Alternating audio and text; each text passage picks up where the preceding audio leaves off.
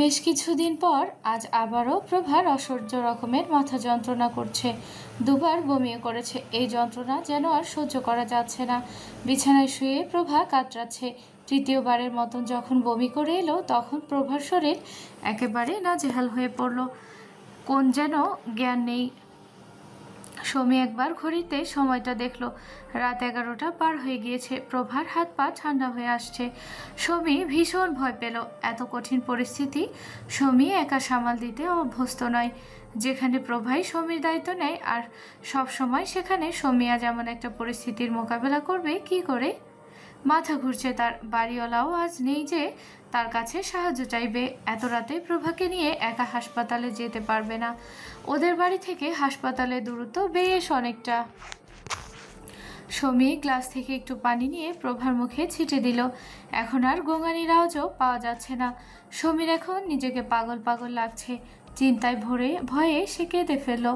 ডাক্তারের কাছে নিয়ে যেতেই হবে প্রভাকে, আর কোনো উপায় নেই। দরজা খুলে নিচে গেল একটা গাড়ি খোঁজার উদ্দেশ্যে। এই রাতের বেলায় যে এই রাস্তায় কোনো গাড়ি পাওয়া যাবে না সেটা সৌমি খুব ভালো করেই জানে। বেশিক্ষণ নিচে গাড়ির জন্য অপেক্ষাও করতে পারল না, কিংবা সামনে একটু এগিয়েও যেতে পারল না। মোড়ে বাইক নিয়ে বেশ কয়েকটা ছেলেকে দাঁড়িয়ে থাকতে দেখলো। দেখেই বোঝা যাচ্ছে যে বখাটে। সৌমির আর সাহস হলো না এগিয়ে যাওয়ার। বেশিক্ষণ নিচে দাঁড়িয়ে না থেকে আবার উপরে চলে এসে ফ্ল্যাটের দরজাটা বন্ধ করে দিল। প্রভাকে একটু নড়তে দেখে তড়িঘড়ি করে সেদিকে এগিয়ে গেল। হাতের তালু ঘষতে ঘষতে চিন্তিত কণ্ঠে প্রভাকে ডাকলো। এই প্রভা, ওঠ না। তুই তো জানিস, বল। আমি এতটুকুতে ভয় পেয়ে যাই। আমাকে এত ভয় দেখাচ্ছিস কেন? আমি কি করি বলতো? প্রভা ঠোঁট নেড়ে সৌমিকে কিছু বলতে চাইছে, কিন্তু সৌমির কান অবধি সেই কথা যাচ্ছে না। কানটা প্রভার মুখের কাছে এগিয়ে দিল। প্রভা দুর্বল কণ্ঠে অস্ফুট স্বরে বলল, নির্ভীক। সৌমি বুঝল যে প্রভা নির্ভীকের কাছ থেকে সাহায্য চাওয়ার কথা বলছে। এই কথাটা তো সৌমির মাথায় আসা উচিত ছিল। কোনোরূপ কোনো সময় ব্যয় না করে প্রভার ফোনটা হাতে নিয়ে নির্ভীকের নাম্বার খুঁজে বের করে ডায়াল করলো। প্রথমবার রিং হয়ে গেল, কিন্তু নির্ভীক ফোনটা তুলল না। সৌমি পুনরায় ডায়াল করলো। এবারে নির্ভীক রিসিভ করলো। হ্যাঁ অনুপ্রভা, বলুন, কিছু হয়েছে? এত রাতে ফোন করলেন যে? নির্ভীকের প্রশ্নের প্রেক্ষিতেও প্রভার কণ্ঠস্বর পেল না। বিনিময় পেল সমীর কান্নারত কণ্ঠস্বর। নির্ভীকের নিজের শরীরটাও ভীষণ খারাপ। বিকাল থেকে অপ্রত্যাশিতভাবে শরীরে জ্বর বাসা বেঁধেছে। এখনও তার গায়ে তাপমাত্রা 102-এর কাছাকাছি। ওষুধ খেয়েছে, তাও কমছে না। এরই মাঝে প্রভার নাম্বারে অন্য কারো কান্নার কণ্ঠ পেয়ে নির্ভীক চমকানোর সাথে ভয়ও পেল। কণ্ঠটা যে সমীর সেটা ঠিক চিনতে পারল না। কে বলছেন? অনুপ্রভা কোথায়? সমী ক্রন্দনরত কণ্ঠে বলল, ভাইয়া, ভাইয়া, আমি সৌমি। একবার একটু আমাদের ফ্ল্যাটে আসতে পারবেন? প্রভা খুব অসুস্থ। আমি ওকে নিয়ে একা একা কী করবো কিছুই বুঝতে পারছি না। কথাটা শুনতেই তো নির্ভীক তড়িৎ গতিতে শোয়া থেকে উঠে বসলো। কি হয়েছে? মাথা ব্যথায় ছটফট করছিল, 3বার বমি করেছে। এখন একদম বিছানায় পড়ে গিয়েছে শরীরটা। হাত পা ঠান্ডা হয়ে আসছে। ডাকছি কিন্তু সারা শব্দ পাচ্ছি না। তা কি করবো কিছুই বুঝে উঠতে পারছি না। নির্ভীক আগে পিছে কিছু না ভেবে তড়িৎ গতিতে বিছানা থেকে নামতে নামতে সমীকে উদ্দেশ্য করে বলল, ওর হাত পায়ের তালু ঘষতে থাকুন, আমি 20 মিনিটের মধ্যে আসছি। নির্ভীকের আসতে 20 মিনিটের একটু বেশি সময় লাগলো। এই সময়টুকু যেন সমীর কাছে কয়েক বছরের মতন লাগলো। কাটতেই চাইছে না। কলিং বেল বাজতেই সমী দৌড়ে গিয়ে দরজা খুলে দিল। নির্ভীক আগে পিছে কোনো কিছু না দেখে সোজা ভেতরে চলে এলো। প্রভার শরীরটা তখন নিস্তেজ হয়ে বিছানায় পড়ে আছে। মাথায় হাত বুলিয়ে দিয়ে কয়েকবার নাম ধরে ওকে ডাকলো। প্রভা জ্ঞান হারায়নি, তবে কথা বলার শক্তি হারিয়েছে। চোখ মেলে তাকালে তার পুরো পৃথিবী ঘুরে উঠছে যেন। অনুপ্রভা, প্লিজ চোখ খুলুন, দেখুন আমি এসে গেছি, আর কিচ্ছু হবে না আপনার। অনুপ্রভা। প্রভা হালকা একটু নড়ল, কিন্তু কোনো কথা বলতে পারল না। না, আর সময় নষ্ট করা যাবে না। নির্ভীক সমীকে উদ্দেশ্য করে বলল, আমি সিএনজি নিয়ে এসেছি, ওনাকে নিয়ে নিচে নামছি, আপনি দরজা লক করে তাড়াতাড়ি নিচে আসুন। প্রভাকে দুহাতে কোলে তুলে নিয়ে নির্ভীক নিচে গেল। সমী তাড়াহুড়ো করে ঘরে তালা লাগিয়ে নিচে চলে গেল। প্রভার শরীরের সমস্ত ভার নির্ভীক নিজের শরীরের উপরে নিয়েছে, মাথাটা বুকের সাথে আগলে ধরেছে। ড্রাইভার কোন হাসপাতালে যাবে সেটা জিজ্ঞেস করলে নির্ভীক একটা ভালো প্রাইভেট হসপিটালের নাম বলল, কিন্তু সমী সেখানে নিয়ে যেতে আপত্তি করলো। ওদের বাড়ি থেকে সবচেয়ে কাছাকাছি যে সরকারি হাসপাতাল আছে সেখানে নিয়ে যেতে বলল, কেননা যত দেরি হবে প্রভার শারীরিক অবস্থা ততই অবনতি ঘটতে পারে। নির্ভীক সমীর কথাতে রাজি হলো, কেননা আগে প্রাথমিক চিকিৎসাটা দরকার। আপাতত প্রভাকে স্যালাইন দিয়ে রাখা হয়েছে। ডক্টর বলেছে চিন্তার কোনো বিষয় নেই, গ্যাস্ট্রিকের থেকে নাকি বমি হয়েছে, আর অতিরিক্ত চিন্তার কারণে মাথা ব্যথা হতে পারে। কিছু ওষুধ লিখে দিয়েছে নির্ভীক, সেগুলো নিয়ে এলো। ওষুধ কেনার পর নির্ভীকের পকেটে থাকা টাকা নেই বললেই চলে, কিন্তু এখনও তো কিছু টাকার প্রয়োজন ছিল। কয়েকদিন হসপিটালে রাখতে হবে প্রভাকে, তারপর বাড়ি নিয়ে যাওয়ার সময় টাকা লাগবে। এর মাঝে ওষুধপত্র, খাওয়া দাওয়া সব কিছু আছে। হাতে যা টাকা ছিল প্রথমবার ওষুধ কিনতেই চলে গেছে। বাড়িতে তার জমানো কিছু টাকা আছে, যদি এখন সেটা আনতে যায় তাহলে যাতায়াতেই অতটুকু টাকা শেষ হয়ে যাবে। অনেক ভাবনা চিন্তা করে নির্ভীক শেষে উৎসবের নাম্বারে ডায়াল করলো। একবার রিং হতেই উৎসব ফোনটা রিসিভ করলো। মনে হলো ফোন হাতে ধরে বসেছিল। উৎসবের সাবলীর কণ্ঠস্বর ভেসে এলো, ভাই ক তুই কোথায়? বিছানার উপরে আর কম্বলের তলে। নির্ভীক বিরক্তিতে নাক মুখ কোচকালো। পুনরায় প্রশ্ন করলো, ঘুমিয়ে পড়েছিলি কি? না রে ভাই, কেলিয়ে আছি। নির্ভীক এবার ধমক দিয়ে বলে উঠল, একটা চর খাবি, ভালোভাবে কথা বলতে পারিস না? ভাই বিশ্বাস কর, আমি যেভাবে এখন বিছানার উপর হাত পা ছেড়ে দিয়ে পড়ে আছি, তাতে এই শব্দটা ছাড়া আর কোনো শব্দ আমার উপযুক্ত মনে হলো না। নির্ভীক হাল ছাড়লো। এই ছেলের সাথে পেরে ওঠা সম্ভব না। একটা ঠিকানা পাঠাচ্ছি, একটু আসতে পারবি এখন? যদি কাজী অফিসের ঠিকানা পাঠাস তাহলে আসবো। এই রাতের বেলা বিয়ে ছাড়া কোনো কাজে কম্বলের তলে থেকে উঠে যাইতে পারবো না। মজা করিস না উৎসব, সিরিয়াসলি বল আসতে পারবি কিনা এখন? নির্ভীকের কণ্ঠের গুরুতর ভাব শোনার পর উৎসব বুঝতে পারল যে কোনো জরুরি প্রয়োজনে নির্ভীক ওকে ডাকছে। আর যেহেতু নির্ভীক ডেকেছে, সেটা জরুরি হোক কিংবা এমনি হোক, উৎসব তো যাবেই। আচ্ছা ঠিক আছে, পাঠা, আমি যাচ্ছি। কিন্তু সমস্যাটা কি সেটা বল। তুই আগে আয়, তারপর বলছি। আর শোন, একটু কিছু টাকা ধার দরকার, দিতে পারবি? আচ্ছা, ক্যাশ, কার্ড না চেক, কোনটা নিয়ে যাব? ক্যাশ নিয়ে আয়, এখনই প্রয়োজন। আনুমানিক কত লাগবে? আসলে জিজ্ঞেস করলাম, কারণ যদি কম পড়ে তার থেকে ভালো আমি একটু বেশি করেই নিয়ে যাই। 5,000 দিলেই হবে। মাত্র 5,000 টাকা দিয়ে কি হবে? নিবি যখন বেশি করে নে। তুই এই টাকাটা নিয়ে চুপচাপ তাড়াতাড়ি আয় তো।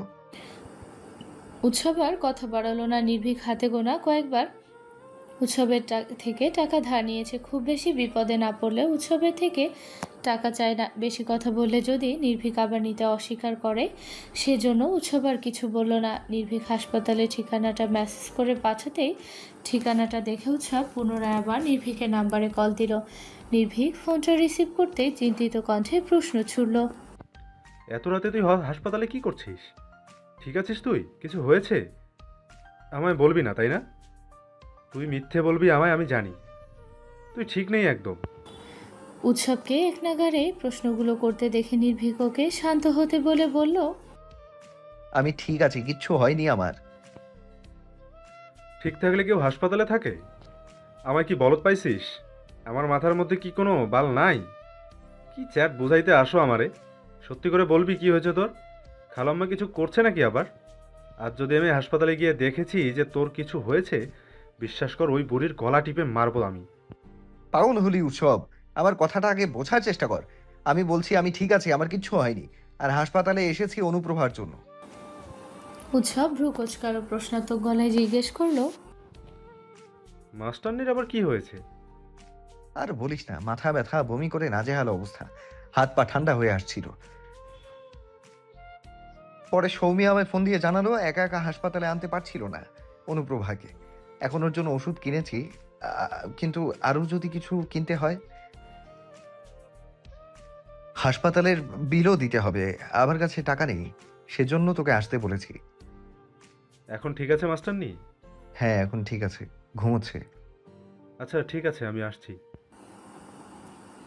উৎসব তাড়াতাড়ি বিছানা থেকে নেমে গায়ের জামা কাপড় বদলে বাইকের চাবিটা নিয়ে বেরিয়ে পড়ল।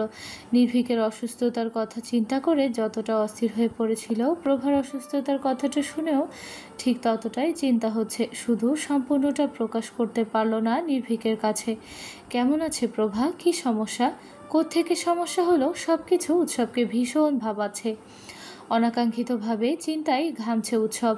আজকাল কেন যেন প্রভার কথা উৎসবকে ভীষণ ভাবায়, চিন্তায় ফেলে দেয়। ইচ্ছে করে প্রভার কষ্টগুলো দূর করার, প্রভার পাশে থাকার, প্রভার জন্য কিছু করার ইচ্ছে জাগে মনের মাঝে, কিন্তু কেন যেন করে উঠতে পারে না। তার সব থেকে বড় কারণ প্রভা চায় না। প্রভা তো চায় না উৎসবকে, উৎসব সেজন্য আগ বাড়িয়ে কিছু করতে পারে না ওর জন্য।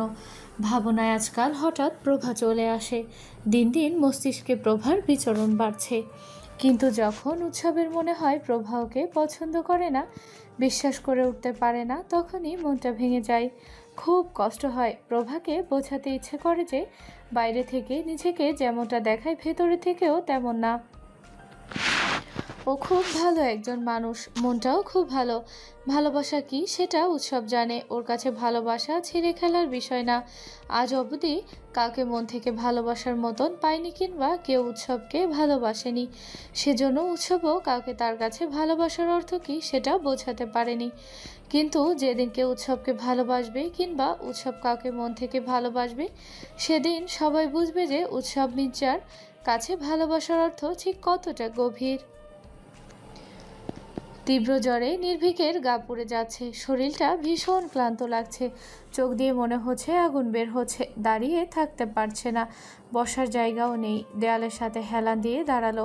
নির্ভীককে খুঁজতে খুঁজতে সমী বেরিয়ে এলো ওয়ার্ড থেকে। নির্ভীককে দেখে বুঝলো ওর শরীরটাও খুব একটা ভালো না। এগিয়ে এসে চিন্তিত কণ্ঠে প্রশ্ন করলো, আপনার কি শরীর খারাপ লাগছে? সমীর প্রশ্নটা শুনে নির্ভীক যথাসম্ভব হাসার চেষ্টা করে উত্তরে বলল, না, আমি ঠিক আছি। আপনি অনুপ্রভার কাছে যান। আপনাকে দেখে মনে হচ্ছে আপনি অসুস্থ। ভেতরে চলুন, একটু টুল আছে, ওখানে বসবেন। আমার সমস্যা হবে না, আপনি গিয়ে বসুন। আমি বেডের ওপর বসছি, আপনি চলুন, গিয়ে বসুন, প্লিজ চলুন। এখন আপনিও যদি অসুস্থ হয়ে যান, আমি একা যে পাগল হয়ে যাব। সমীর জোড়াজুড়িতে নির্ভীক শেষে ভিতরে গেল। অনেক রাত হয়ে পড়ায় সব রোগী প্রায় ঘুমিয়ে পড়েছে। প্রভার বেডের পাশে একটা টুল আছে, নির্ভীক সেটাতে বসলো। আর সমী অপর পাশে প্রভার মাথার কাছে অপর একটু জায়গা অবশিষ্ট আছে, সেখানে বসে পড়লো দেয়ালে হেলান দিয়ে। সমীর চোখ দুটো লেগে গেল, চোখ বন্ধ করে হেলান দিয়ে বসে থাকলো সে। নির্ভীক প্রভার মুখের দিকে তাকিয়ে আছে। স্নিগ্ধ লাগছে মুখটা দেখতে, ফর্সা মুখটা কেমন ফ্যাকাশে বর্ণ ধারণ করেছে, মনে হচ্ছে যেন শরীরে রক্ত নেই। চোখের নিচে কালি জমেছে, চুলগুলো এলোমেলো হয়ে মাথার নিচে পড়ে আছে। শুষ্ক ঠোঁট দুটো কালচে রং ধারণ করেছে, মনে হচ্ছে কতদিন হলো নিজের চেহারার কোনো যত্ন নেয় না। কিন্তু সেই অযত্নে অবহেলায় সৌন্দর্য হারিয়ে ফেলা মুখটাতে নির্ভীক সৌন্দর্য খুঁজে পেল। প্রভার মুখশ্রী সেই ছোট ছোট বিষয়গুলো নির্ভীকের এখন বর্ণনা করতে ইচ্ছে করছে। ঠোঁটের কোণে একটা ছোট্ট কালো তিল, বন্ধ চোখের পাপড়িগুলো, বাম গালে একটা ছোট্ট ব্রণের দাগ, কপালে আলগোছে পড়ে থাকা কিছু ছোট ছোট চুল। প্রতিটা বিষয় নির্ভীকে নিখুঁতভাবে বর্ণনা করতে ইচ্ছে করছে। মনে হচ্ছে হাতের সামনে রং তুলি পেলে সে আজ হয়তো চিত্রশিল্পী হয়ে উঠত। এত সুন্দর সৃষ্টি শুধুমাত্র বর্ণনা করে সে থামতে না, বরং সেটা ক্যানভাসে ফুটিয়ে তোলার চেষ্টা করত। নির্ভীক আলগোছে প্রভার কপালে থাকা চুলগুলো কানের পিঠে গুজে দিল। ব্রণের দাগটার উপর একবার হাত বোলালো, তার থেকে একটু নিচে নেমে ঠোঁটের কোণের তিলটার ওপর আলতো করে একবার হাত ছোঁয়ালো। কি বাজেভাবে নির্ভীক চৌধুরী প্রেমে পড়ে গেল। প্রেমিকাকে দেখে এখন তো আর শরীর খারাপটাও অনুভূত হচ্ছে না। হৃদয়ে একটা শীতল স্রোত বয়ে গেল নির্ভীকের। এই মেয়েটার দিকে এভাবে হাজার বছর নিষ্পলক দৃষ্টিতে তাকিয়ে থাকা সম্ভব। একটুও বিরক্ত হবে না নির্ভীক। তবে হ্যাঁ, এই মেয়েটাকে আরও একটু কাছে থেকে পেতে চায়, আরও একটু গভীরভাবে নিজের স্পর্শ এঁকে দিতে চায়। প্রভার প্রতিটা রন্ধ্রে রন্ধ্রে নির্ভীক নিজের একচ্ছত্র আধিপত্য চায় বৈধভাবে। ওই তিলটুকু ছোঁয়ার অধিকার সারা জীবনের জন্য চায়। কানের পিঠে শুধু চুল না, ফুল গুজে দেওয়ার অধিকারটাও চায়। গালের পুরনো ব্রণের দাগটার ওপর শুধু হাত বোলাতে চায় না, নিজের ঠোঁটের উষ্ণ স্পর্শ দিতে চায়। এই ছোট্ট মুখশ্রীটা দুই হাতের আজলাই নিতে চায়, বুকের সাথে চেপে ধরতে চায়, ভালোবাসতে চায় নির্ভীক, ভীষণ করে ভালোবাসতে চায় এই মেয়েটাকে। চোখ মেলে তাকাতেই আশেপাশে অনেকগুলো পরিচিত মুখ দেখতে পেল প্রভা। সবাই কি করে এলো? নির্ভীক, উৎসব, তিশান তিনজনেই এসেছে। নির্ভয় আসতো, কিন্তু সে তো নিজেই অসুস্থ, পা নিয়ে ঠিকঠাক হাঁটতেও পারে না। প্রভাকে চোখ খুলতে দেখেই সবার মুখমণ্ডলে একটা শান্তির ছাপ ফুটে উঠল। সবাইকে দেখতে পেয়ে প্রভা যেন একটু শান্তি পেল। এতগুলো আপন মানুষ আছে প্রভার, এত মানুষ প্রভার চিন্তায় এখানে ছুটে এসেছে ওকে দেখতে। নির্ভীক একটু ঝুঁকে গিয়ে ধীর কণ্ঠে প্রভাকে জিজ্ঞেস করলো, এখন শরীর ভালো লাগছে আগে থেকে? প্রভা দুর্বল কণ্ঠে জবাবে বলল, ঠিক আছি। কিছু খাবেন? প্রভা দুদিকে মাথা নাড়িয়ে নাবোধক উত্তর জানালো। নির্ভীক আরও কিছু জিজ্ঞেস করলো। নির্ভীকেরও কেমন ধীর কণ্ঠস্বর শুনে উৎসব প্রচণ্ড বিরক্ত হলো। প্রভা না হয় অসুস্থ, কিন্তু নির্ভীক তো আর অসুস্থ না। বিরক্তি মাখানো কণ্ঠে নির্ভীককে বলল, এ ভাই, তুই এত আস্তে কথা বলিস কেন? মনে হচ্ছে আমরা চুরি করতে এসেছি। তুই জোরে কথা বললে ধরা পড়ে যাব। আরে অসুস্থ মানুষের সাথে যদি তুই রোগীর মতো করেই কথা বলিস, তাহলে উনি নিজেকে সুস্থ করে তুলবেন কি করে? একটু চাঙ্গাভাবে কথা বল, যেন উনিও চাঙ্গা হয়ে উঠতে পারেন। উৎসবের কথা শুনে নির্ভীক বলল, আমি তো জানি না কিভাবে চাঙ্গা করে কথা বলে অন্যকে চাঙ্গা করে তুলতে হয়। তুই বরং বল। দেখ, তোর দ্বারা আর কিছু হয় না, দেখি সর। মাস্টারনি, ও মাস্টারনি, তার শরীর স্বাস্থ্যের খবর ভালো তো? ফার্স্ট ক্লাস, সেকেন্ড ক্লাস না থার্ড ক্লাস? বর্তমানে কোন ক্লাসে আছেন বলুন? উৎসবের প্রশ্ন শুনে প্রভা জোরে হেসে ফেলল। শরীরটা ভীষণ দুর্বল লাগছে, ফলস্বরূপ তার হাসতেও কষ্ট হচ্ছে, কিন্তু উৎসবের এমন কথাই না হেসে পারল না।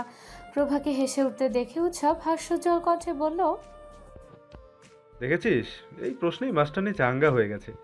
এভাবে রোগীদের সাথে কথা বলতে হয়, না হলে তুই যেমনভাবে কথা বলছিস মনে হচ্ছিল যে মাস্টারনির শরীরের পৃথিবীর সব রোগ একসাথে বাসা বেঁধেছে। তিশান তির্যক দৃষ্টিতে উৎসবের দিকে তাকিয়ে আছে। সচরাচর তিশানের ধারণা কিংবা সন্দেহ কোনোটাই ভুল হয় না। উৎসব তিশানের সেই দৃষ্টি খেয়াল করলো। তিশানের সেই দৃষ্টি উৎসব বেশ ভয় পায়, কেমন যেন ভেতরে সব কিছু গুলিয়ে ফেলে। চুপচাপ দু কদম পিছিয়ে এসে তিশানের বরাবর দাঁড়ালো। সৌমি আর নির্ভীক প্রভার সাথে আপাতত টুকটাক কিছু কথাবার্তা বলছে। এই মারা খাওয়া প্রাণী এত কি দেখছো আমার দিকে তাকিয়ে? হ্যাঁ, পছন্দ টছন্দ হয়ে গেল নাকি আবার? এসব ভেবে লাভ নেই, কিন্তু আমার সম্পূর্ণ ইন্টারেস্ট শুধুমাত্র মেয়েদের উপর, ছেলেদের উপর কোনো ইন্টারেস্ট নেই, বুঝতে পেরেছো? তিশানের দৃষ্টি কোনো মতে উৎসবের ওপর থেকে সরছে না। উৎসব এখন কোনো মতে শুধু কথাগুলো এড়িয়ে যেতে চাইছে, অন্য প্রসঙ্গ তুলতে চাইছে। তিশান ভ্রুজোড়া কুঁচকে গম্ভীর কণ্ঠে বলল, ধ্বংসের দ্বারপ্রান্তে দাঁড়িয়ে তুমি নিজেকে বিজয় ভেবে হাসছো? যে যুদ্ধে নামতে চাইছো সেখানে প্রতিপক্ষ কিন্তু তোমার হৃদয় বাস করে। আবার সেই হৃদয়হরণীকে আনার জন্য যুদ্ধে নামতে চাইছো? এখনো কি বুঝতে পারছো না যে তুমি হেরে বসে আছো? তবে কেন বিজয়ের স্বপ্নে তোমার মুখে এই হাসি? এই সূক্ষ্ম কথাগুলোর অর্থ সূক্ষ্মভাবে উৎসব বুঝতে সক্ষম হলো। ফলস্বরূপ তিশানকে প্রশ্ন করলো, কিসের ধ্বংসের কথা বলছো তুমি? আর কিসের যুদ্ধ? কে হৃদয়ে থাকে? আবার কোন হৃদয় হরণের কথা বলছো তুমি? তিশান বক্র হেসে বলল, উত্তর জেনেও প্রশ্ন করেছ। তুমি অবুঝ নাও, তারপরে অবুঝ চাচ্ছ। এখানে লুকিয়ে লাভ হবে না ভাইয়া। আমি তো ভাঙা হৃদয় নিয়ে বাঁচি, তাই কার হৃদয় ভাঙতে পারে সে খবরও রাখি।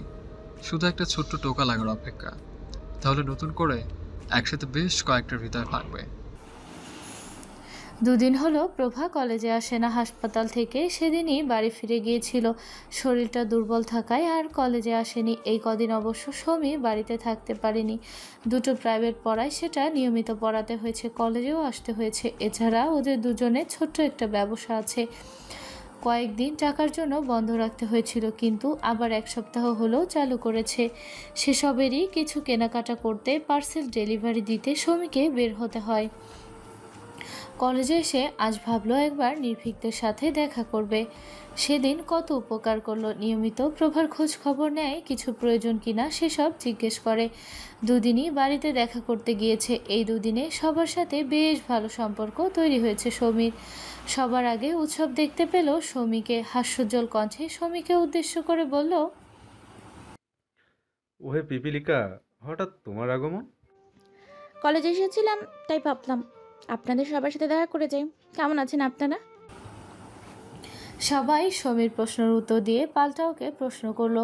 শমী উত্তর দিতেই নির্ভীক পুনরায় প্রশ্ন করলো, অনুপ্রভা এখন কেমন আছেন? ওষুধ নিয়মিত খাচ্ছেন তো? হ্যাঁ, খাওয়াচ্ছি তো। ওর একটা ওষুধ শেষ হয়ে গিয়েছে, মূলত ওষুধ কেনার জন্য আজকে আমার বাইরে বের হওয়া। ও আচ্ছা, তা কিনেছেন ওষুধ? না, কিনিনি। হোজ করেই নামটা ভুলে গেলাম, সবার থেকে শুনতে হবে। শমীর কথা শুনে উৎসব ফিক করে হেসে উঠে বলল, দেখো পিপিলিকা, আবার মানুষ বাঁচানোর ওষুধ কিনতে গিয়ে ইঁদুর মারা ওষুধ কিনে নিয়ে যেও না। শমী একটু ভাবুক হয়ে বলল, আমার নাম মনেই ছিল, যেই আপনারা জিজ্ঞেস করলে অমনি ভুলে গেলাম। নির্ভীক বলে উঠল, এখনই ফোন করে জিজ্ঞাসা করুন কোন ওষুধ কিনতে হবে। পাশে একটা ফার্মেসি আছে, ওখান থেকে কিনে এনে দিচ্ছি। না হলে আপনি আবার ভুলে যেতে পারেন। নির্ভীকের কথা শুনে শমী প্রভাকে কল করে ওষুধের নামটা শুনল। ফোনটা রেখে নির্ভীক নামটা জিজ্ঞেস করতেই শমী বলতে নিয়ে থেমে গেল। কি যেন নাম বলল প্রভা। শমী অতটুকু সময়ের মাঝে আবার ভুলে গেছে। পেটে আসছে কিন্তু মুখে আসছে না। অসহায় মুখ করে বলল, আমি না আবার ভুলে গিয়েছি, মানে শুনতে শুনতেই ভুলে গেলাম। এত তাড়াতাড়ি তো আমি ভুলি না। শমীর কথা শুনে উৎসব কপাল চাপড়ে বলল, বনি, তোমার তো বিয়ে হলে তুমি বাসর ঘরে গিয়ে তোমার স্বামীকে দেখে বলবা যে এইটা কি, মানে তোমার স্বামীর বিরুদ্ধে সোজা কিডন্যাপিং এর কেস দিয়ে দিতে পারো। তুমি এতটাই ভয়ানক। না, আমি মানুষ বলি না, ওনাকে ভুলবো না। ও, তার মানে জাতে মাতাল, তাহলে ঠিক। আচ্ছা, সব ভুললেও স্বামীকে ভোলা যাবে না, তাই না?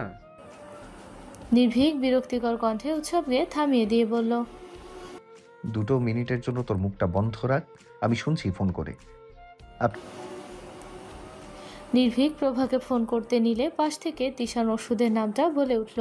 তিশার নামটা বলার সাথে সাথে সমীর মনে পড়ার ভঙ্গিতে উচ্ছ্বাসিত কণ্ঠে বলল, হ্যাঁ হ্যাঁ, নামটা বলেছিল, এবার মনে পড়েছে। কিন্তু আপনি জানলেন কি করে? যখন কথা বলেছিলে শোনা যাচ্ছিল, তখনই শুনেছি।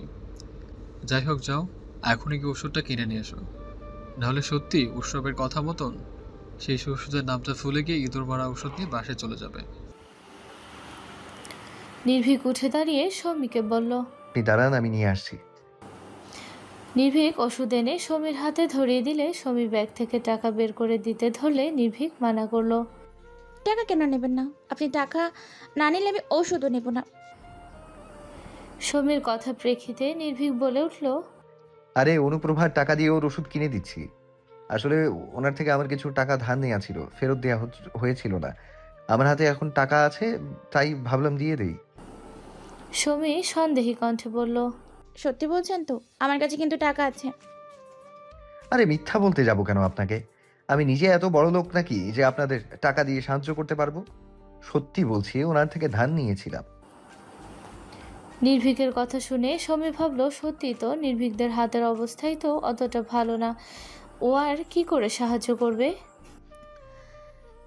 আপনার হাতের অবস্থা যখন ভালো না, তাহলে এখন টাকাটা দিতে হবে না। আমি আজ টাকা পেয়েছি, এটা দিয়ে ওষুধ কিনে নিয়ে যাচ্ছি। আপনি বরং এই টাকা দিয়ে কিছুদিন চালান, পরে দিয়ে দিবেন। সমীর কথা শুনে নির্ভীক হালকা হেসে বলল, সমস্যা হবে না, আপনি নিয়ে যান। সমী আর কিছু বলল না। ওষুধটা নিয়ে চলে যেতে ধরলে তিশান পেছন থেকে নাম ধরে ডেকে উঠল। বাড়ির ঠিকানা মনে আছে? যেতে পারবে নাকি রেখে আসতে হবে? সমী মাথা নাড়িয়ে বলল, হ্যাঁ, হয়তো যেতে পারবো, আমি চলে যাব। তিশান ভ্রু কুচকে বলল, হয়তো আবার কি? ঠিক করে বলো, যেতে পারবে নাকি পারবে না। মাঝ রাস্তায় হারিয়ে গেলে এবার আর খোঁজ নাও পেতে পারি। আমি কি করে বলবো যে ভুলে যাব কি না? এখনো তো মনে আছে ঠিকানা, পরে ভুলে যেতেই পারি। বুঝেছি, চলো তোমাকে রেখে আসি, সাথে লম্বা চুলকেও দেখে আসবো। ভেড়া, তোমরা কেউ যাবে? নির্ভীক, উৎসব কেউ এখন যেতে চাইলো না। নির্ভীকের কাজ আছে, আর উৎসবে তিশানের সাথে প্রভাকে দেখতে কোনো মতেই যাবে না। তিশানি সমীকে নিয়ে একাই গেল। মেন রোডে এসে রাস্তা পার হয় সময় তিশান বলল, রাস্তা পার হতে পারো? সমী দুদিকে মাথা নাড়িয়ে নাবোধক উত্তর জানালো। কিছুই তো পারো না দেখছি। একা একা বের হয়েছে কোন সাহসে? রোজ রোজ কি আমি বাড়ি পৌঁছে দেবো নাকি? সমী কিছু বলল না। তিশান গম্ভীর কণ্ঠে বলল, আবার পিছন পিছন এসো। এইভাবে রাস্তা পার হওয়া যায় না। প্রভা হাত ধরে রাস্তা পার করে আমাকে। তিশান একটা দীর্ঘশ্বাস ফেলে সমীর হাত ধরে রাস্তা পার করলো। সমীর অন্য কোনো দিকে খেয়াল নেই, মুগ্ধ নয়নে তিশানকে দেখছে। বিশ্বাস আছে এই মানুষটার উপর যে ওকে ঠিকঠাকভাবে বাড়িতে পৌঁছে দেবে। মনে মনে বলল, আমি তো রাস্তা পার হতে পারি, কিন্তু বাড়ির ঠিকানাও আর নোটপ্যাডে লেখা আছে। তবুও আপনার সাথে আসবো জন্যই মিথ্যে বললাম। আর এই যে বললেন না রোজ রোজ বাড়ি পৌঁছে দেবেন নাকি, কেন দিলে কি হবে? এই দায়িত্ব নিলে কি খুব ক্ষতি হবে? মা, কিছু টাকা হবে? তিশানের প্রশ্নে মিনা বেগম কাঁথার উপর থেকে দৃষ্টি সরিয়ে তিশানের দিকে তাকালেন। তিশান মাথা নিচু করে দাঁড়িয়ে আছে। কথাটা বলতে তার ভীষণ লজ্জা করলো। এত বড় একটা ছেলে মায়ের কাছে হাত পেতে টাকা চাইতে হচ্ছে, যেখানে তিশানের উচিত ছিল নিজে ওর মাকে কিছু টাকা দেওয়ায়। মিনা বেগম বুঝলেন ছেলের লজ্জার কারণ। আমার কাছে তো বেশি টাকা হবে না, তোর বাবার কাছ থেকে নিয়ে যা। তোমার কাছে কত হবে? আমার কাছে 200 টাকার মতন হবে। আচ্ছা ঠিক আছে, ওটা দিয়েই হবে। তুমি ওই 200 টাকাই দাও। তিশানকে টাকাটা দেওয়ার উদ্দেশ্যে মিনা বেগম বিছানা থেকে উঠতেই তোফায়েল শিকদারের কণ্ঠ পেলেন তিনি। তিশানকে উদ্দেশ্য করে গম্ভীর গলায় বললেন, মায়ের কাছ থেকে টাকা চাইতে লজ্জা লাগে না, বাবার কাছ থেকে চাইতে লজ্জা লাগে কেন? তিশান স্বাভাবিক কণ্ঠে বলল, মার কাছ থেকে টাকা চাইলে কথা শুনতে হয় না, খোটাও দেয় না আমায়। কিন্তু তোমার কাছ থেকে টাকা চাইলে তুমি টাকাটা দিও ঠিকই, কিন্তু তার আগে এমন কিছু বিষাক্ত কথা শোনাও যেগুলো শোনার পরে টাকাটা নেওয়ার আর কোনো ইচ্ছা থাকে না। সেজন্য মায়ের কাছ থেকে টাকা চাইতে লজ্জা করলেও তোমার কাছ থেকে টাকা চাইতে আমার অনেক লজ্জা করে। এত যখন লজ্জা, তাহলে নিজে কিছু করতে পারো না? চাকরির সুযোগ গাছে ধরে না যে গাছ থেকে পেরে নেব। করতে পারো না? তুমি যে বললে একটা জায়গায় নাকি ইন্টারভিউয়ের জন্য ডাক এসেছিল, সেটার কি বল? টাকা কামানোর জন্য আগে টাকা ঢালতে হবে। ঘুষখোরগুলোকে বোঝাতেই পারলাম না যে আমার কাছে এতগুলো টাকা দেওয়ার সামর্থ্য থাকলে তো আগে থেকে আমি অন্য রকমের চাকরি করার জন্য এখানে যেতাম না। তোফায়েল শিকদার একটা দীর্ঘশ্বাস ফেলেন। মিনা বেগম টাকাটা তিশানের হাতে দিতেই তিশান সেটা নিয়ে চলে যেতে ধরলে তোফায়েল শিকদার জিজ্ঞেস করলেন, কিসের জন্য টাকা প্রয়োজন? হাত খরচের জন্য। একটা বন্ধু অ্যাক্সিডেন্ট করেছে, ওকে দেখতে যাব, সেখানে কিছু নিয়ে যাওয়ার জন্য চাইছিলাম। 200 টাকা দিয়ে কি নিয়ে যাবে? যা নিয়ে যাওয়ার তাই নিয়ে যাব। তিনি পকেট থেকে 200 টাকার একটা নোট বের করে তিশানের দিকে এগিয়ে দিয়ে বললেন, ধরো এই টাকাটা রাখো, অসুস্থ মানুষকে দেখতে যাচ্ছ, একটু ফলমূল কিছু নিয়ে যেও। তিশান হালকা হেসে বলল, তুমি ভাই চিন্তায় ফেলে দাও কেন বলো তো? আজকাল আমি তোমায় বুঝতেই পারি না। তোফায়েল শিকদার মলিন হেসে বললেন, আজ 27 বছরের জীবনে গত 2 বছর হলে তোমাকে কথা শোনানো শুরু করেছি। তার আগে 25টা বছর কিন্তু তোমাকে আমিই খাইয়ে পড়িয়ে মানুষ করেছি। কখনো কি তোমাকে বলেছি যে নিজের খরচ নিজে চালাও? তখন আমি নিজে উপার্জন করতাম, আমার গায়ে শক্তি ছিল, আমি জানতাম আমি আমার পরিবারের খরচ চালাতে পারবো। এখন আমার চাকরি নেই, গায়ে বল শক্তি দিন দিন কমে যাচ্ছে। আজ আছি তো কাল নাও থাকতে পারি, কিন্তু এখন তোমায় বুঝতে হবে যে তোমার বাবা সারা জীবন থাকবে না। থাকলে কি খুব ক্ষতি হতো? মানলাম থাকবে না। যতদিন আছো ততদিন কি একটু ভালোভাবে অনুভব করতে পারো না যে তুমি আছো? তোফায়েল শিকদার আর কিছু বললেন না। কি করে ছেলেকে তিনি বোঝাবেন যে ছেলের চিন্তাতে ওর সাথে খারাপ ব্যবহার করেন? যদি দুই ভাইয়ের মাঝে সম্পর্ক ভালো হতো তাহলে তার এত চিন্তা ছিল না। যদি তিশানের জায়গায় আজ তার বড় ছেলে আর তার বড় ছেলের জায়গায় তিশান থাকতো তাহলেও তার এত চিন্তা ছিল না। একটা দীর্ঘশ্বাস ফেলে বললেন, এই জীবনে কি এমন অপরাধ করেছি যার শাস্তি আল্লাহ আমার সন্তানকে এভাবে দিচ্ছে? কখনো তো কারো কোনো ক্ষতি করিনি, তাহলে আজ আমার আল্লাহ আমার দু চোখ থেকে শান্তির ঘুম কেন কেড়ে নিলেন? সত্যি কখনো কারো কোনো ক্ষতি করনি তুমি আব্বু? একটু ভালো করে মনে করে দেখো তো, একবারও কি জীবনে কোনো অপরাধ করনি? তোফায়েল শিকদার চমকে উঠলেন। তার ছেলে কোনো অপরাধের কথা বোঝাতে চাইল তাকে। মিনা বেগম হালকা ধমকের সুরে তিশানকে থামিয়ে দিয়ে বললেন, এত বেশি কথা বলিস কেন? টাকা দিয়ে দিয়েছি তো, কোথায় যাচ্ছিলি যা। তিশান তাচ্ছিল্য হেসে বলল, একটা পাপকে সমাজ থেকে আড়াল করার জন্য মাটি চাপা দিয়ে হয়তো রেখেছ, কিন্তু যার দেখার সে তো দেখে নিয়েছে। সব অপরাধী তার শাস্তি প্রাপ্য। যে অপরাধ করেছে তার শাস্তি তো পেতেই হবে। তোফায়েল শিকদার মাথা তুলে তাকাতে পারলেন না ছেলের দিকে। তিশান সেখানে আর দাঁড়ালো না, চলে গেল। মিনা বেগম এগিয়ে এসে স্বামীর কাঁধে হাত রাখলেন। দিলেন, আমি সত্যি অনেক বড় পাপ করেছি, তাই না মিনা? জানি না আমার আদর্শ তুমি তুমি কোনো ভুল করতে পারো, এটা আমি কল্পনাও করতে পারি না। কিন্তু কেন জানো, কি? এই একটা কথা আমারও মাঝে মধ্যেই মনে পড়ে। তখন মনে হয় যে জীবনে তুমি খুব বড় একটা অন্যায় করে ফেলেছ, আর এই পাপের শাস্তি হয়তো আমার ছেলেটার জীবন ধ্বংস করে দিল। তোফায়েল শিকদারের অন্তরাত্মা যেন কেঁপে উঠল। তিনি নিজেও জানেন যে তিনি খুব বড় একটা পাপ করে ফেলেছেন। শুধু মানতে চান না, প্রতিটা মুহূর্তেই সেই স্মৃতিগুলো এড়িয়ে যেতে চান, কিন্তু পারেন না এড়িয়ে যেতে।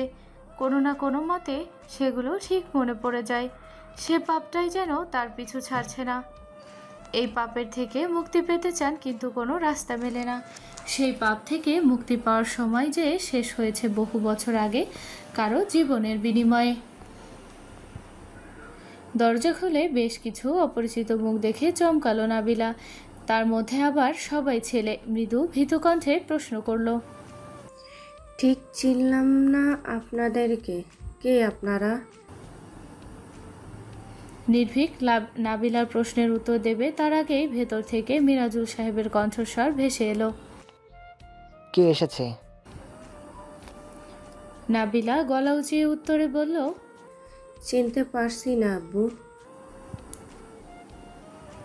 উৎসব বলে উঠল, আরে আমরা তোমার ভাইয়ের বন্ধু, ওর ঠ্যাং ভেঙেছে না, তাই দেখতে এসেছি।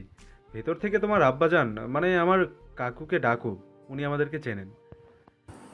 নাবিলাকে আর নিচ থেকে ডাকতে হলো না। ওদেরকে দেখে মিরাজুল সাহেব মুখ বাঁকালেন, গম্ভীর গলায় বললেন, তোমরা আবার এখানে কি করতে এসেছ?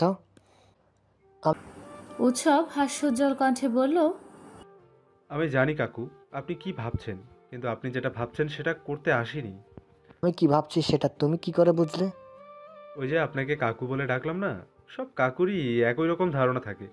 মানে আমি বলতে চাইছি যে আমরা এখানে আপনার খাদ্য সামগ্রী ধ্বংস করতে আসিনি, শুধুমাত্র নির্ভয়কে দেখেই চলে যাব। ওর ঠ্যাঙের অবস্থা কেমন সেটা জানার দরকার ছিল। আসলে ওকে ছাড়া আড্ডা জমছে না।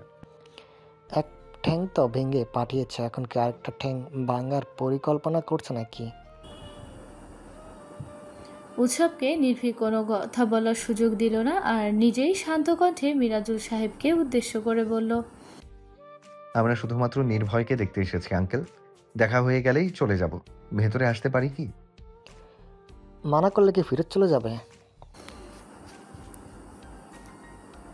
নির্ভীক নির্বিকার ভঙ্গিতে বলল, দেখা যখন করতে এসেছি না দেখে যাব না। হয় আমরা ভেতরে যাব, না হলে ও বাইরে আসবে। মিরাজুল সাহেবের সাথে নির্ভীকের এত ভদ্রভাবে কথা বলা উৎসবের একদম সহ্য হচ্ছে না। পাশে দাঁড়ানো তিশানকে খোঁচা মেরে বলল, সেই থেকে তো শুধু আমি একাই বলে যাচ্ছি, তুমি একটু কিছু বলতে পারছো না? মুড নেই, দেখা করতে এসেছি, যুদ্ধ করতে না। তুমি আমার মতো নিজের মুখটা বন্ধ রাখো। নির্ভীক কথা বলছে তো। ওদের কথার মাঝে নির্ভয় ক্রাচে ভর দিয়ে হাঁটতে হাঁটতে এলো। নির্ভীকদেরকে উদ্দেশ্য করে বলল, দাঁড়িয়ে আছিস কেন বাইরে? দাঁড়িয়ে থাকার জন্য কি এসেছিস? উৎসব মৃদুরাগী কণ্ঠে নির্ভয়কে উদ্দেশ্য করে বলল, শালা, তোর ঠ্যাং ঠিক আছে কিনা সেটা দেখতে এসে আমার ঠ্যাং ব্যথা ধরে গেল। এদিকে কাকু এখনো কনফিউশনের মধ্যে আছে যে আমাদেরকে ভেতরে ঢুকতে দেবে কি দেবে না। নির্ভয় স্বাভাবিক কণ্ঠে বলল, এখানে কনফিউশনের কি আছে? ভিতরে আয়। তোরা আসছিস না জন্য কষ্ট করে আমাকে আবার উঠে আসতে হলো। মিরাজুল সাহেব আর ওদেরকে কিছু বললেন না, চুপচাপ জুতা পরে চলে গেলেন। নির্ভয় বাকিদেরকে নিয়ে নিজের ঘরে গেল। কিছুক্ষণ পর নাবিলা সবার জন্য চা আর নাস্তা নিয়ে নির্ভয়ের ঘরে গেল। বিছানার উপর রেখে নির্ভয়কে উদ্দেশ্য করে বলল, ভাইয়া আমি আসছি, কেমন তাড়াতাড়ি চলে আসব। আর আপনারা সবাই দুপুরে খেয়ে যাবেন। উৎসব বসা থেকে উঠে নাবিলার দিকে এগিয়ে সে হাস্যোজ্জ্বল মুখে বলল, আপনি রান্না করবেন আমাদের জন্য? তাহলে তো খেয়ে যেতেই হয়। উৎসবের এমন আচরণে নাবিলার বেশ অস্বস্তি হলো। বাধ্য হয়ে মুখে হালকা হাসি ফুটিয়ে তুলল উৎসব। পুনরায় বলল, আপনি যখন রান্না করবেন খেতে তো ইচ্ছে করছে, কিন্তু কাকু এসে যদি কিছু বলে না, মানে খাবার হজম না হলে খুব সমস্যা। নির্ভয় গম্ভীর কণ্ঠে উৎসবকে উদ্দেশ্য করে বলল, আমার বোনের থেকে দূরে থাকো সব। একদম ওর সাথে উল্টোপাল্টা কথা বলবি না। আরে উল্টাপাল্টা কথা কই বললাম? কিন্তু ভাই, আমি তো ভেবেছিলাম তোর বোন মনে হয় অনেক ছোট, তাই এতদিন কিছু বলিনি। কিন্তু তোর বোন যে এত সুন্দর সেটা তো আমায় আগে বলিসনি। নির্ভীক চোখ গরম করে উৎসবের দিকে তাকালো, কিন্তু তাতেও কোনো লাভ হলো না। নাবিলার প্রচণ্ড অস্বস্তি হচ্ছে। আসছি বলে চলে যেতে নিলে উৎসব ওর সামনে গিয়ে দাঁড়ালো, হাত বাড়িয়ে দিয়ে বলল, হাই, আমি উৎসব মির্জা। জানি আমার নাম আপনি আগে শোনেননি, কেননা এই বেটা কোনোদিনও আমার পরিচয় যে আপনাকে দেবে না সেটা আমি খুব ভালো করেই জানি। যাই হোক, আগে চিনতেন না, এখন তো চিনে গেলেন। আমরা দুজন কি ভালো বন্ধু হতে পারি? নাবিলা ইতস্তত ভঙ্গিতে বলল, জি না ভাইয়া, আসলে আমি ছেলেদের সাথে বন্ধুত্ব করি না। আমার বড় ভাই হিসেবেই ঠিক আছেন। উৎসবের মুখটা কালো হয়ে এলো। অসহায় মুখ করে বলল, ভাইয়া না ডাকলে কি হয় না? উৎসব আরও কিছু বলতে যাবে, তার আগেই ওর মনে পড়ে গেল প্রভার বলা কিছু কথা। ও তো প্রভাকে কথা দিয়েছিল যে এসব আর করবে না। নিজেই নিজের গালে দুটো চড় মেরে বলল, ছি, তুই আবার এসব করছিস উৎসব? তুই তো সাধু হয়ে গিয়েছিলি। নাবিলাকে উদ্দেশ্য করে বলল, একদম ঠিক বলেছেন আপনি। আচ্ছা, একদম ঠিক বলেছেন। আমি আপনার বড় ভাই হিসেবেই ঠিক আছি, আর আপনি হলেন আমার ছোট বোন। উৎসব আর কিছু বলার সুযোগ পেল না। তার আগেই নির্ভয় বাজখাই কণ্ঠে ওকে ধমক দিয়ে থামালো আর নাবিলাকে উদ্দেশ্য করে বলল, তুই কলেজে যাচ্ছিলি না? চুপচাপ কলেজে যা। ও ডাকলেও সাড়া দিবি না, থামতে হবে না তোকে। আর শোন নাবিলা, যদি ভুলেও কোনো দিন তোর সাথে যোগাযোগ করার চেষ্টা করে একদম কথা বলবি না। আমি তোকে নিষেধ করে দিলাম। সঙ্গে সঙ্গে আমাকে এসে বলে দিবি, আমি ওর খবর করব। নাবিলা সত্যি সেখানে দাঁড়ালো না, বেরিয়ে গেল। এদিকে নির্ভয়ের উৎসবের মাঝে বেশ ভালো মতনই একটা ঝগড়া লেগে গেছে। নির্ভীক চুপচাপ দেখছে, কিন্তু সব থেকে বেশি শান্ত দেখাচ্ছে তিশানকে। একটা চেয়ারে চুপচাপ বসে আছে সে। আসার পর থেকেই খুব একটা কথা বলছে না। তিশানের এই নিশ্চুপতার কারণটা ঠিক ঠাহর করা যাচ্ছে না। বেশ কিছুক্ষণ ঝগড়া চালানোর পর নির্ভীক উৎসব আর নির্ভয়কে থামিয়ে দিল। উৎসবের চোখ পড়ল এবার তিশানের উপর। ব্যঙ্গাত্মক গলায় বলল, কি গো মারা খাওয়া প্রাণী, তুমি এমন মরার মতন পড়ে আছো কেন? তিশান মৃদু হেসে বলল, এমনি তোমাদের কথাবার্তা শুনছি আর কি। নির্ভয় অপরাধী কণ্ঠে বলল, আমার বাবার কথাই মনে হয় তোমার খারাপ লেগেছে, তাই না ভাই? আমি বাবার হয়ে ক্ষমা চাইছি। আসলে আমার বাবা একটু রাগী স্বভাবের, তো বন্ধু বান্ধবদের সাথে অত মেলামেশা পছন্দ করেন না। আরে না না, তেমন কোনো ব্যাপার না। সব বাবা মায়েরা একই সমস্যা। ছেলে মেয়েদের বন্ধু বান্ধবের সাথে ঘুরে ঘুরে তেমন একটা পছন্দ করে না। আমি সেসব নিয়ে কিছু মনে করিনি। কিছু একটা ভেবে উৎসব বলল, আমি বুঝেছি আসল সমস্যা কি হয়েছে। এই বাড়িতে আসার পর থেকে ঠিকঠাক অক্সিজেন পাচ্ছে না তিশান ভাই। কিন্তু কেন? এই বাড়িটা তো আরও তোমার নিজের লোকদেরই, চেনা জায়গা, অসুবিধা কম হওয়ার কথা। নির্ভয়ের কথা শুনে তিশান তাচ্ছিল্যপূর্ণ কণ্ঠে বলল, নিজের লোকদের ভাই আমার না। এই পৃথিবীতে নিজের বলতে দু ধরনের সম্পদকে বোঝায়, এক তোমার নিজের অর্জন করা, দ্বিতীয় তোমার বাবার। এছাড়া আর কোনো সম্পদকে তুমি তোমার নিজের বলতে পারো না। বেশ কিছুক্ষণ সবাই মিলে আড্ডা দিল। কলিং বেলের আওয়াজে আড্ডার মাঝে বাধা ঘটল। কেউ একজন লাগাতার বিরামহীন ভাবে কলিং বেল বাজিয়ে যাচ্ছে, সাথে দরজায় করাঘাতও করছে। নির্ভয় বিরক্তিকর কণ্ঠে বলল, এই সময় আবার কোন পাগল এলো? কেউ তো আসে না আমাদের বাড়িতে। দাঁড়া, আমি দেখছি। কথাটা বলেই নির্ভীক দরজা খুলতে গেল। দরজা খুলেই প্রেরণার আতঙ্কিত মুখশ্রী দেখতে পেল।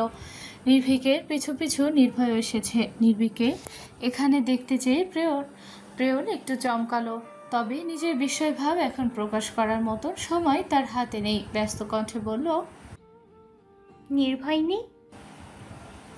নির্ভয়ের ঘরে বসা উৎসব আর তিশানের কাছে কানে প্রেরণার কণ্ঠটা গেল।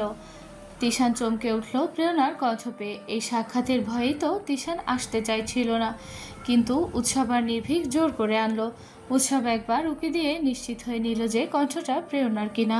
নিশ্চিত হতেই তিশানকে বলল, ওই মারা খাওয়া প্রাণী তোমার প্রিয় এসেছে, যাও লাইন মারার চেষ্টা করো।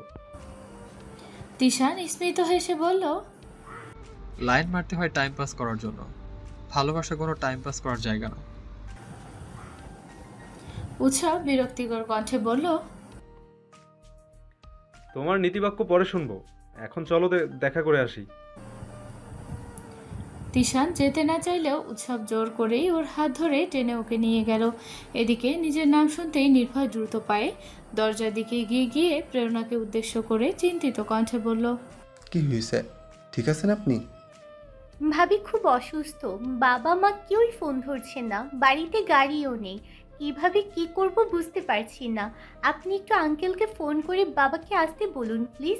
আমি কি করব কিছু বুঝতে পারছি না। আমি কল করছি আব্বুকে, আপনি চিন্তা করবেন না। নির্ভয় ফোন আনতে রুমে গেল। ততক্ষণে উৎসবরাও সেখানে এলো। প্রেরণা ওদেরকে খেয়াল করেনি। নির্ভীককে উদ্দেশ্য করে বলল, তিশান ভাই আসেনি? হ্যাঁ, এসেছে তো। তিশান এসেছে কথাটা শুনতেই প্রেরণা যেন শান্তি পেল। প্রেরণার চোখে মুখে চিন্তার ছাপ দেখতে পেয়ে সাথে ওর আতঙ্কিত কণ্ঠস্বর শুনে তিশান আর আড়ালে থাকতে পারল না। তাহমিনার কি হয়েছে? তিশানের কণ্ঠ শুনে প্রেরণা ফুপিয়ে কেঁদে উঠল। এই অল্প পরিচিত মানুষগুলোর মাঝে ভীষণ কাছের একজনকে দেখতে পেয়ে নিজের ভেতরে থাকা সব ভয় দুশ্চিন্তা যেন বেরিয়ে এলো। ক্রন্দনরত কণ্ঠে বলল, ভাবি খুব অসুস্থ, পেট ব্যথা করছে, কি করব কিছুই বুঝতে পারছি না। পাশ থেকে উৎসব বলে উঠল, পেট ব্যথার জন্য এত প্যানিক করছেন কেন? এটা তেমন কিছু না। উৎসবের কথায় সায় জানিয়ে তিশানও বলে উঠল, হ্যাঁ, পেট ব্যথার জন্য এত কাঁদছো কেন? আরে ভাবি প্রেগনেন্ট, হুট করে পেট ব্যথা হলে সমস্যা।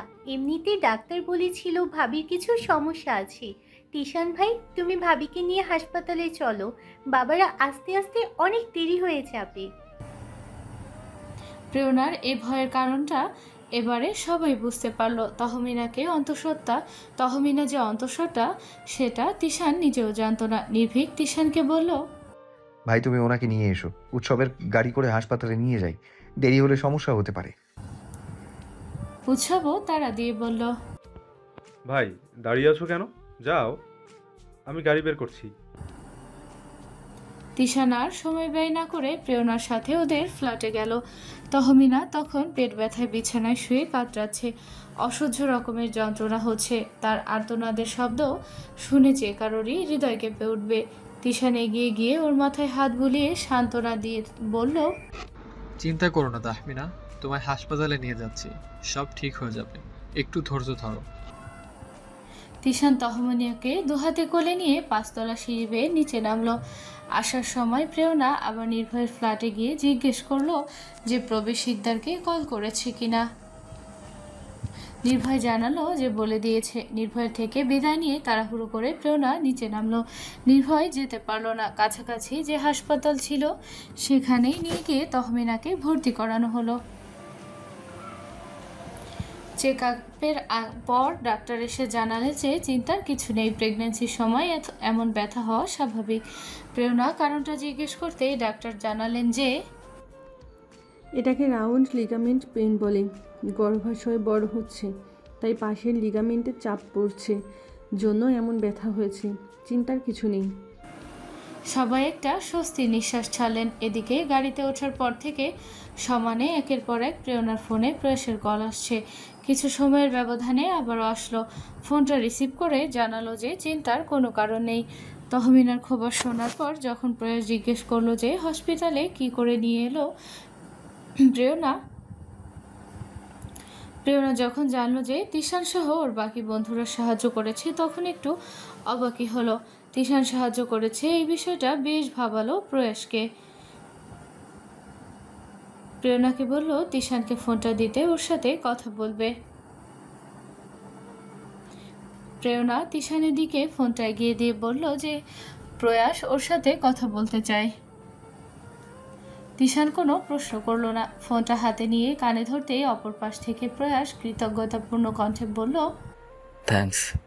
আমি সত্যি ভাবিনি যে তুই আমায় সাহায্য করবি। যদি কখনো সুযোগ হয় তোর এই ঋণ শোধ করার, তাহলে আমি নিশ্চয়ই করব।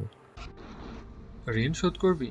তা বেশ, বিদেশ থেকে এসে 10-15 কোটি টাকা দিস আমাকে। তোরা বড়লোক মানুষ, তোদের কাছে ঋণ বলতে তো শুধু টাকা দেওয়া নেওয়া, তাই না? সাহায্য করেছি তার জন্য টাকা দিবি, ভালোবাসলে তার জন্য টাকা দিবি, বন্ধুত্বের জন্য টাকা দিবি, ভালো মন্দ সব কিছুর জন্য শুধু তোরা টাকাই দিতে পারিস। তুই কি ভাবিস সবাই তোর মতো স্বার্থপর? টাকা ছাড়া আর কিছু বোঝে না? তুই আমার ঋণ শোধ করবি, সে আশায় কি আমি তোর সাহায্য করেছি? প্রয়াস ভরকালো। ও তো স্বাভাবিকভাবে এই কথাটা বলেছিল। এত রিয়াক্ট করছিস কেন? আমি স্বাভাবিকভাবেই কথাটা বলেছি। কেন রিয়াক্ট করার অধিকার নেই? তোর টাকা আছে জন্য তুই শুধু একাই রিয়াক্ট করতে পারিস, আর আমাদের নিয়ে জন্য আমরা করতে পারি না। বউ প্রেগন্যান্ট, তুই বিদেশে কি করিস? তোর বউ বাচ্চার প্রতি কোনো দায়িত্ব নেই? বাচ্চা জন্ম তার দায়িত্ব কি তোর বড় একার? এত টাকার নেশা কেন?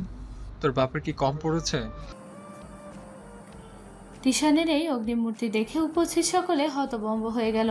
ওর রাগের কারণটা ঠিক বুঝতে পারছে না। অপরদিকে প্রয়াসও বুঝতে পারছে না তিশানের হঠাৎ এত রেগে যাওয়ার কারণ। অযথা রাগ দেখাচ্ছিস কেন আমার উপরে? রাগ দেখাচ্ছি না, রাগ দেখানোর অধিকার আমাদের নেই, ছিল এক সময়। সম্পর্কটা এখন কোথায় গিয়ে দাঁড়িয়েছে বলতো? আমি তোর জন্য সাহায্য করছি, তার বদলে তুই বলছিস যে ঋণ পরিশোধ করবি। তুই আমায় ধন্যবাদ দিচ্ছিস। তুই এতটা বদলে গেলি কি করে বলতো? টাকা সব বদলে দিল। তুই আশা করিসনি যে আমি তোর সাহায্য করতে পারি। কেন রে? আমাদের মাঝে কি হয়েছে? মারামারি, কাটাকাটি কিছু হয়েছে আমাদের মাঝে? তাহলে কেন আশা করতে পারবি না? সেই সম্পর্ক নেই আমাদের মাঝে যা আমি তোর থেকে আশা করতে পারি। শেষ করলি কেন? আমি বলেছিলাম, কি হলো বল? আমি করতে বলেছিলাম শেষ। তোর পাখা গজিয়েছিল, তাই তুই উঠতে চেয়েছিলে, সেজন্য আমাকে ভুলে গিয়ে সব শেষ করে দিলি। মানুষ থেকে জানোয়ার হয়ে গেলি।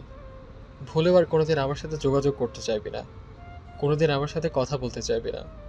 আমি মানুষের সাথে কথা বলি, জানোয়ারের সাথে না। কথাটা বলে তিশান কান থেকে ফোনটা নামিয়ে প্রেরণার হাতে ফোনটা দিয়ে গটগট পায়ে হেঁটে সেখান থেকে বেরিয়ে গেল। সবাই হা করে তিশানের যাওয়ার পথে তাকিয়ে রইল। এই বন্ধুত্বটা শেষ হতে তিশানের মনের মাঝে ঠিক কতটা কষ্ট লুকিয়ে রেখেছিল সেটার সামান্যতম বহিঃপ্রকাশ যেন আজ ঘটল। এই সম্পর্কে ধন্যবাদ শব্দটা তিশান সহ্য করতে পারল না। তিশান সাহায্য করতে পারে, প্রয়াসের এই দ্বিধাদ্বন্দ্বটা সহ্য করতে পারল না। সবশেষে বন্ধুত্বের সমাপ্তিটাই যেন তিশান মেনে নিতে পারে না।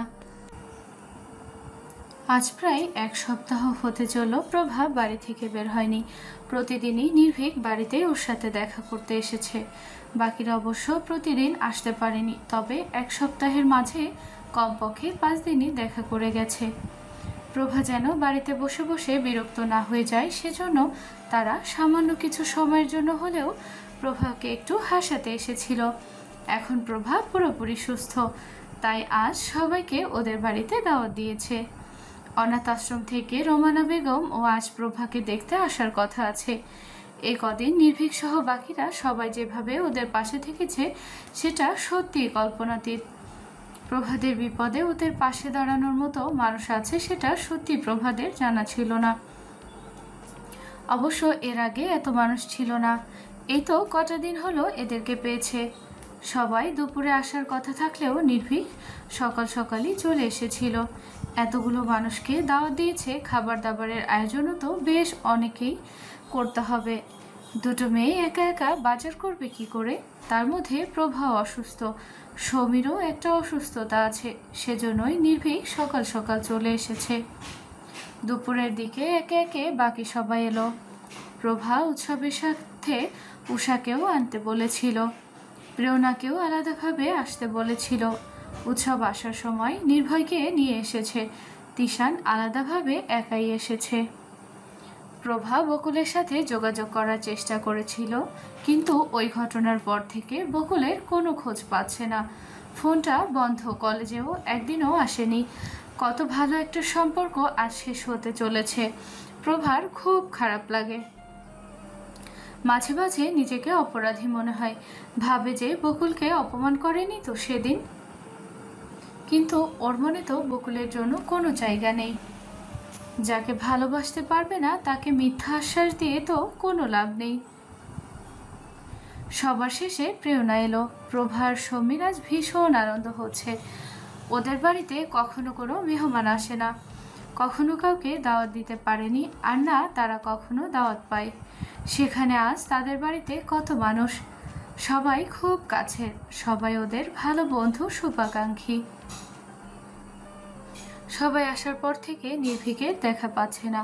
সকাল থেকে প্রভাদের সাথে থাকলেও ওরা আসার একটু আগেই নির্ভীক বেরিয়েছে কি যেন একটা দরকারি কাজে, এখনো ফেরেনি।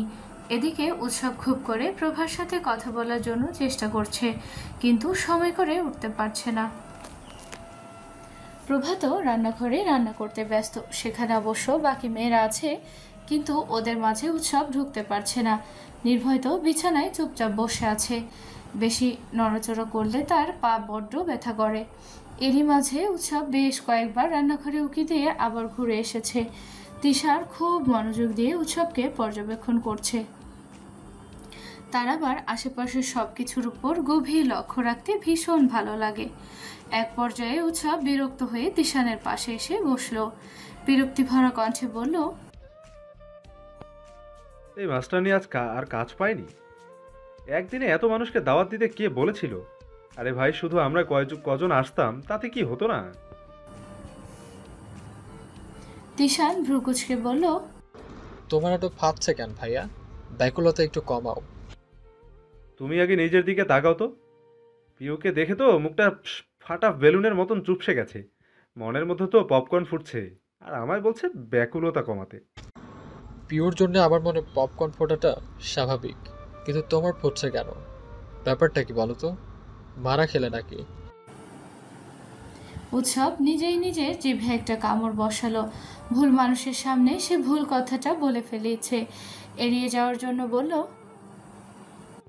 আরে ধুর, আমি কি আমার কথা বলছি নাকি?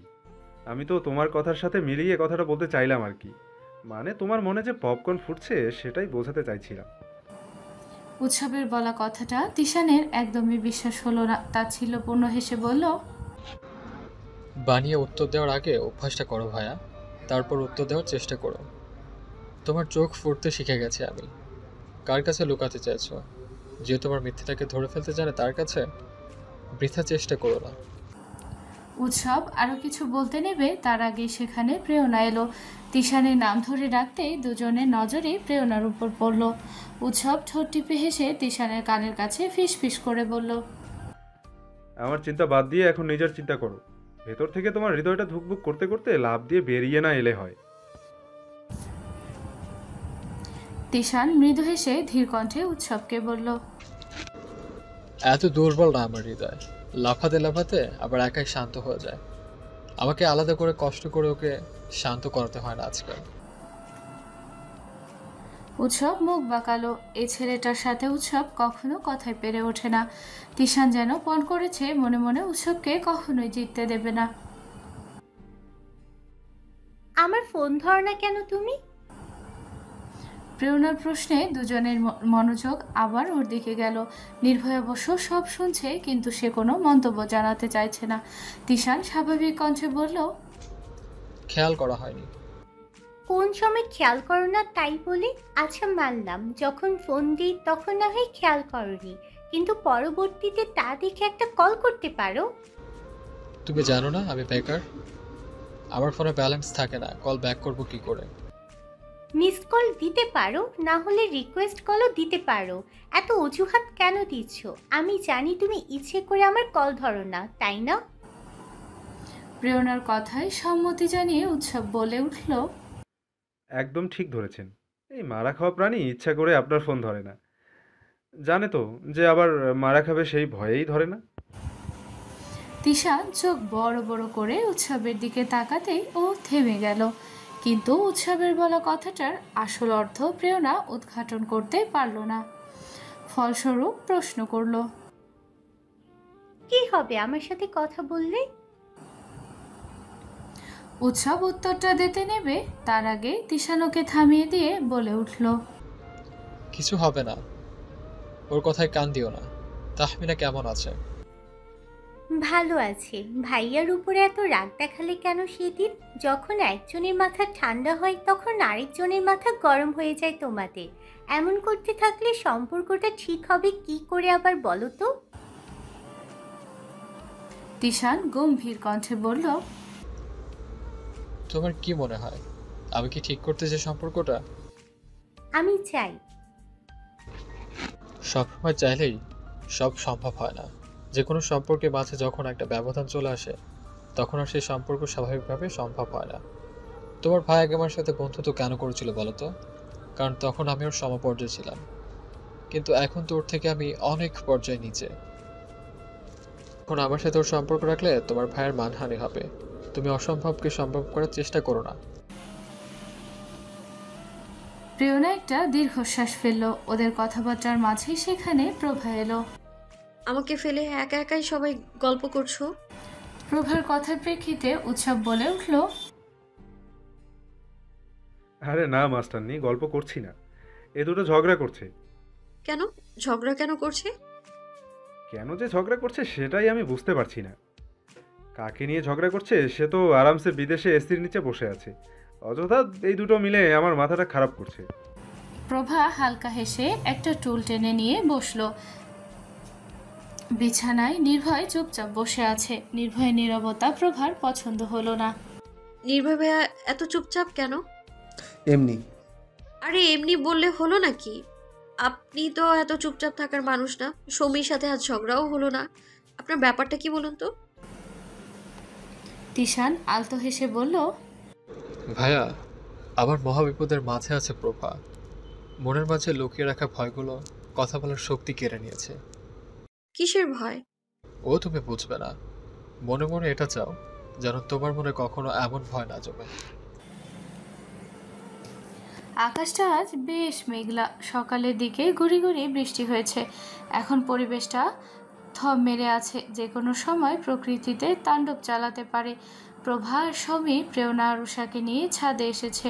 রান্নাবান্না ওদের শেষ, এখন অপেক্ষা করছে শুধু নির্ভীকের আসার জন্য। নির্ভীক এলে সবাই খাওয়া দাওয়া করবে। উৎসব আসতে চেয়েছিল উপরে, কিন্তু তিশান ওকে আসতে দেয়নি। এজন্য উৎসব তিশানের উপর বেজায় খেপেছে। নিজে যাবে না ভালো কথা, তাই বলে উৎসবকে কেন যেতে দিল না? এই সুযোগে তো একটু প্রভার সাথে কথা বলা গেলেও যেতে পারত। তিশানের জন্য এই সুবর্ণ সুযোগটা হাতছাড়া হয়ে গেল উৎসবের। ছাদে দাঁড়িয়ে বিল্ডিংয়ের নিচে বেশ ভালোভাবে দেখা যায়। দূর থেকে নির্ভীককে হেঁটে আসতে দেখলো উষা। এটাই একমাত্র সুযোগ নির্ভীকের সাথে একা কথা বলার। এই সুযোগটার জন্যই তো উষার এখানে আসা। আজও যদি নির্ভীকের সাথে কথা বলতে না পারি তাহলে যে সব শেষ হয়ে যাবে। একটা শেষ চেষ্টা করতেই হবে আজ। দৌড়ে নিচে চলে যেতে নিলে প্রভা ওকে পিছন থেকে ডাকলো। কোথায় যাচ্ছ উষা? উষা হালকা তুতলিয়ে বলল, একটু ওয়াশরুমে যাবো ম্যাম, আপনার এখানেই থাকুন, আমি 5 মিনিট আসছে। প্রভা সাই জানাতেই উষা এক প্রকার ছুটে নিচে গেল। প্রভা আসতে দেখেছে নির্ভীককে। উষার এই নিচে ছুটে যাওয়ার কারণটাও হয়তো সে আন্দাজ করতে পারলো উষাকে, আর সেজন্যই আটকালো না, নিজেও আর নিচে গেল না। একটু কথা বলুক আলাদা করে। যদি ওরা একে অপরের জন্য কোনো কিছু অনুভব করে থাকে তাহলে তো প্রভার কিছু করার নেই। ওদেরকে আটকানোর কোনো প্রশ্নই আসে না। এই বোঝাপড়াটা বরং ওরা নিজেরাই নিজেদের মতন করে করুক।